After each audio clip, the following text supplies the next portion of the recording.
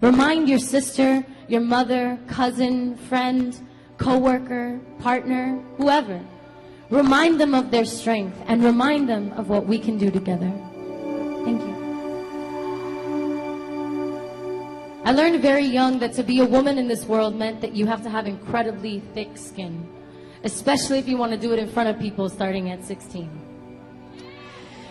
You have to be willing to accept that your existence is a paradox and that people are always going to have something to say about the way that you are.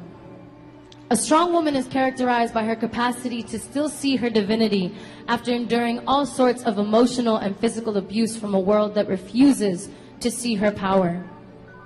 A strong woman deserves to be characterized by her willingness to continue to survive through all adversity. Her ability to move past every obstacle thrown her way, every no, every smirk, every dismissal, every questioning, every body asking her for hers. She should be honored for the grace she exhibits in the face of chaos, when everything falls on her shoulders and she has to explain once again why she's qualified and equipped to handle it. She should be praised for her perseverance.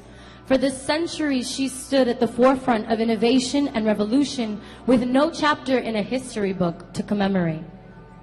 She should be allowed to express and present herself in any way she pleases without judgment. She should be allowed a podium at the top of the Statue of Liberty to announce what her heart and soul feel, because I know that she could change hearts and minds if they just let her speak. If they would just listen for a moment. We're brought into this world with an empathy bestowed upon us. Young girls blossoming into our mature bodies before we are even taught how to understand it. We're expected to respect it by what they deem respectable. We are told to have a strength that is digestible, an ambition that is gentle, a warm smile that is delectable, but I don't want to be devoured anymore. I'm grateful for a way to make sense of the world around me and why it's so cruel and unwilling to listen. Why we still have to debate and gather to defend our autonomy and worth with anyone at this point, but much less with each other, is painful. To the women who have come before us, who have kicked down doors only to be greeted by another crowd of angry men shouting that it isn't time yet, we thank you. To be told that it is not yet convenient enough to be considered equal, to be afforded the same payment for the same job, to be granted the freedom to do and express as we please with no rule, regulation, restriction, or boundary to its acceptability, we thank you for pushing forward anyway. We thank you for uplifting us to the point where we can stand together here today and collectively shout that time is up.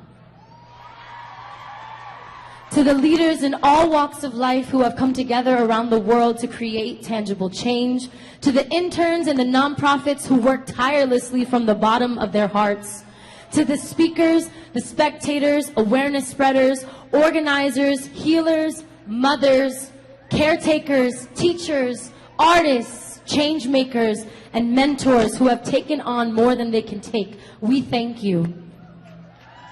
The way we lead is a special kind of fierce. We know when we need to break silence in difficult moments, and our courage now resonates in the halls of Congress and around the world. It resonates in all the women, women of color, queer women, women of minorities, indigenous women, trans women, and women from all around the world that have found themselves on the same wavelength of freedom, coming together to nominate each other and uplift one another to positions of power and authority.